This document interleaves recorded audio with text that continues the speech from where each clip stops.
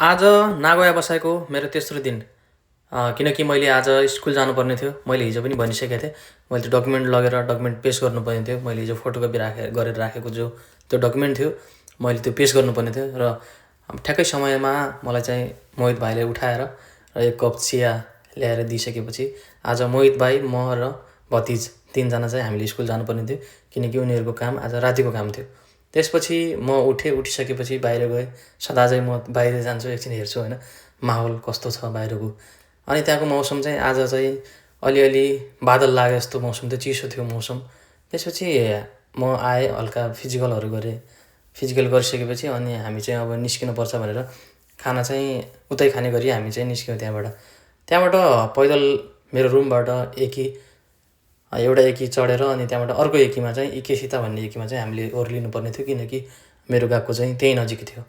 अनि मैले चाहिँ फोटोकपी गरिसकेको थिएँ होइन। अनि उनीहरूले चाहिँ फोटोकपी गर्ने भनेर त्यहाँ एकछिन फ्यामिली मार्ट पनि छिर्नुपर्ने थियो। तर तिनीहरू चाहिँ उतै नजिक गएको नजिकैमा गर्ने भनेर चाहिँ निस्किसकेपछि ठ्याक्कै हामी इकेसिता पनि पुग्यौँ। इकेसिता पुगिसकेपछि अनि केटाहरू फोटोकपी गर्नतिर लाग्यो होइन। मैले चाहिँ हिजो नै गरेर ल्याएको हुनाले मैले चाहिँ गरिनँ।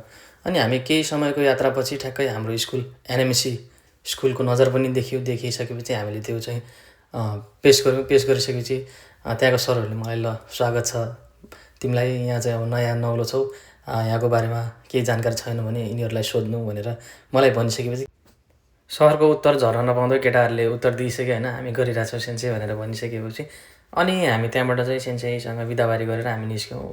हामी 4 महिनाको 1 गते आउने गरी त्यहाँबाट चाहिँ निस्क्यौँ। आज केटाहरूको त्यो पैसा, सिमको पैसा पनि तिर्नुपर्ने रहेछ। अनि त्यहाँबाट हामी स्टेसन गयौँ र फुसिमी भन्ने स्टेसन हामीले त्यहाँ ओर्लिनुपर्ने रहेछ।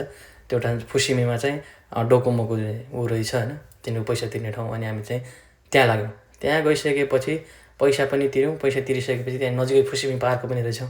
पार्क यस्तो राम्रो कि होइन, म चाहिँ अब यस्तो सुन्दर शान्त सफा ठाउँहरूमा अब घुमिरहने मान्छे होइन, यस्तो मन लाग्ने। किनकि त्यहाँ चाहिँ अब मैले तोरी फुलेको देखेँ। ओहो, तोरी त फुलेर चाहिँ यहाँ राम्रो पानीहरूको फोराहरू। अनि चाहिँ त्यहाँ मैले चाहिँ एउटा वाच गरेको कुरो चाहिँ त्यो बलको डल्लो जस्तो क्या, त्यहाँ एउटा डल्लो जस्तो के रहेछ भन्दाखेरि त्यो चाहिँ एउटा चाहिँ सङ्ग्रहालय रहेछ। त्यहाँ चाहिँ थुप्रै डाइनोसरहरूको के कङ्कालहरू राखेका छन् भनिरहेको थियो केटाहरूले होइन।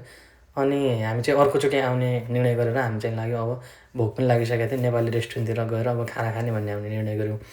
त्यसपछि हामी गयौँ फुसिमीबाट कि नजिकै फुसिमी वरिपरि नै छ सायद त्यो हिमचुली रेस्टुरेन्ट भन्ने रहेछ त्यहाँ, नेपाली रेस्टुरेन्ट। अनि त्यहाँ गएर हामीले खाना अर्डर गऱ्यौँ। खानामा चाहिँ एकदम क्या, मैले त्यहाँको खाना यस्तो राम्रो लाग्यो कि होइन। मैले चाहिँ हजुरहरू बरु यता कतैतिर हुनुहुन्छ भने फुसिमी नजिकतिर हुनुहुन्छ भने हजुर गएर त्यहाँ खाना खाँदा हुन्छ। हामी चाहिँ चक्रबमको यो गीत कुन गीत हो कमेन्ट पनि गर्नु होला होइन। चक्रबमको त्यो गीतको सुरमा, गीतको तालमा हामी खाना खाँदै बस्यौँ। अनि त्यहाँबाट हामी खाना खाइसकेपछि रिसाइकल सप जाने भनेर हामी चाहिँ निर्णय गऱ्यौँ होइन। अनि हामीले चाहिँ हाम्रो रुमको सेटअपहरू अलि गर्न बाँकी नै थियो। एउटा बेड पनि चाहिएको थियो, अनि हाम्रो दराजहरू, ह्याङ्गरहरू, अनि डाइनिङ टेबलहरू पनि बाँकी नै थियो त्यो लिन। हामी चाहिँ त्यहाँ सर्च गऱ्यौँ। सर्च गरिसकेपछि नेपाली रिसाइकल भनेर देखायो। नेपाली रिसाइकल जानु, त्यहाँबाट फुसिमीमा जानुभन्दा अगाडि चाहिँ पहिला हामी नागोयाबाट साकुरा दोहोरी लाइनमा चाहिँ जानुपर्दो रहेछ। साकुरा दोहोरी लाइनबाट चढिसकेपछि ताइको दोहोरी भन्ने चाहिँ स्टेसन नजिकैबाट लगभग हिँडेर 10 मिनट या 5-10 मिनट त्यति नै लाग्दो रहेछ होइन। अनि हामी चाहिँ त्यहाँ गयौँ। त्यहाँ चाहिँ एकदमै के राम्रो सामानहरू, एकदम सफा, रिसाइकल सामान पनि त्यति क्लिन एन्ड चटिक्क परेको होइन। मलाई चाहिँ एकदम मन परेको सामान। अनि हामीले चाहिँ जो सामान खोजिरहेको थियो त्यो सामान चाहिँ अहिले चाहिँ तत्काल आएको रहेछ। आउने बित्तिकै बाबु खबर गर्छु भनेर भन्नुभयो। हामी चाहिँ शुक्रबार आउँछौँ भनेर हामीले दिदीलाई भनिसकेपछि हामी चाहिँ त्यहाँबाट निस्क्यौँ। निस्किसकेपछि अब हामीले आज जानुपर्ने काम काहीँ थिएन, हामी सरासर घरतिर लाग्यौँ। थ्याङ्क्स एभ्रिवान होइन, आजको मेरो भिडियो हेरिदिनु भयो, कस्तो लाग्यो माया गरिदिनु होला। साथ सपोर्ट हजुरको आवश्यक नै छ। जय देश जय